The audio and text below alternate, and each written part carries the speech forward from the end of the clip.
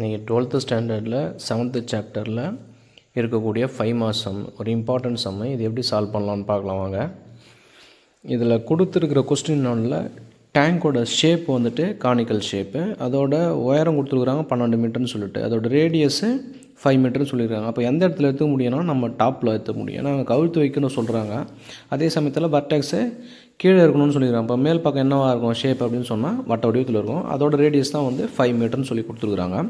இப்போ தண்ணி ஃபில் ஆகிறது எந்த அளவுலன்னா ஒரு மினிட்டுக்கு 10 மீட்டர் க்யூபு, அதில் நீளம் இருக்கும், அகலம் இருக்கும், உயரம் இருக்கும், ஒரு கனசதுர வடிவத்தில் இருக்கும். இப்போ நம்ம வந்து ஃபோட்டோவில் ஆட் பண்ணியிருக்கிறோம், நீங்கள் அதை பார்த்தா புரிஞ்சுக்கலாம். அந்த அளவுக்கு வந்து தண்ணி வந்து மினிட்ஸுக்கு அவ்வளோ அந்த அளவுக்கு வந்து தண்ணி வந்து ஃபில் பண்ணுது அந்த பழுப்பு வழியாக. அப்படின்னு சொல்லும்போது 8 மீட்டர் உயரத்தில் இப்போ தண்ணி இருக்குது அந்த டேங்க்கில். இப்போ எவ்வளோ வேகத்தில் அதிகமாகும் அப்படி தான் கேள்வி. ஏன் இந்த மாதிரி வருது அப்படின்னு சொன்னால், வெர்டெக்ஸில் அந்த டேங்கோட கொள்ளளவு கம்மியாக இருக்கும். இப்போ மேல் பக்கம் போக போக டேங்கோட கொள்ளளவு அதிகமாகும். அதனால் ஃபில் ஆகிற விகிதம் வந்து வித்தியாசப்படும். அதனால தான் இந்த கொஸ்டின் ரைஸ் ஆகிருக்குது. இப்போ உங்களுக்கு தெரியும், நம்ம கானிக்கல் ஷேப்பில் ஒரு டேங்க் வரைஞ்சிருக்கிறோம். பழுப்பில் வந்து தண்ணி ஃபில் ஆகிற மாதிரி இருக்கிறோம். இப்போ தண்ணியோட அளவு வந்து பார்த்திங்கன்னா 8 மீட்டர் உயரத்தில் இருக்குது. டேங்கோட உயரம் 12 மீட்ரு, அதோட ரேடியஸ்ன்னு பார்த்தா 5 மீட்ரு. இப்போ இதோட ரேடியஸ் நமக்கு தெரியாது. அதே மாதிரி அதோட நான் எழுதிருக்கிறேன் பாருங்கள், அந்த கனசதுர வடிவத்தில் போட்டு 10 மீட்டர் வந்து பார்த்திங்கன்னா லென்த்து, பிரெத்து, ஹைட் எல்லாம் போட்டுருக்குறோம். அதை பார்த்து நம்ம புரிஞ்சுக்கலாம்.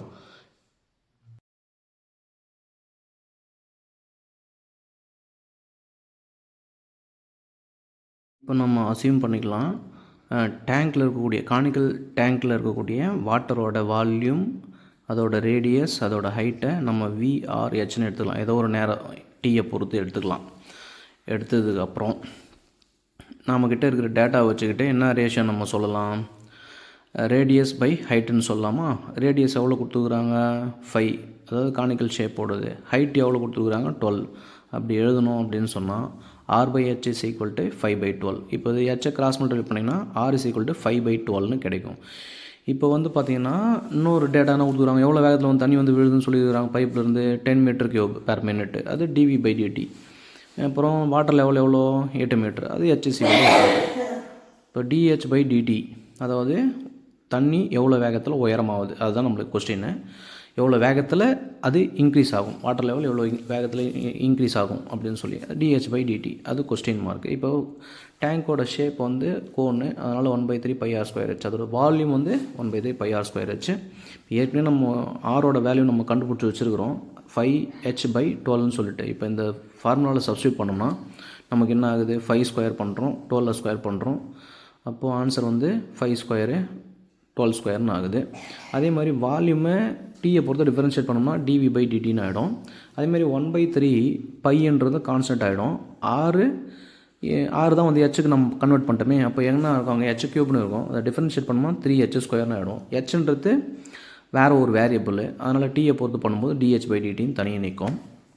இப்போ நமக்கு இருக்கிற வேல்யூ நம்ம சப்ஸ்டியூட் பண்ணுறோம். dV/dt நம்மகிட்ட இருக்குது 10.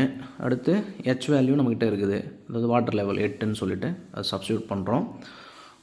சப்ஸ்டியூட் பண்ணதுக்கப்புறம் பார்த்திங்கன்னா இந்த இடத்துல இந்த ஸ்டெப்பில் 2/5 × 144/64 = π × dH/dt அப்படின்ட்டு, அதுக்கடுத்து இந்த பையை மட்டும் கிராஸ் மல்டிப்ளை பண்ணி டினாமினேட்டர் கொண்டு வரோம். இப்போ பேலன்ஸ் டேர்மு ரைட் ஹேண்ட் சைடில் என்ன இருக்குது, dH/dt. இப்போ இந்த 144 எப்படிலாம் பிரித்து எழுதுக்கலாம், எப்படி ஃபேக்டர் பண்ணலாம் அப்படின்னா 12 × 12ன்னு பிரித்து எழுதலாம்.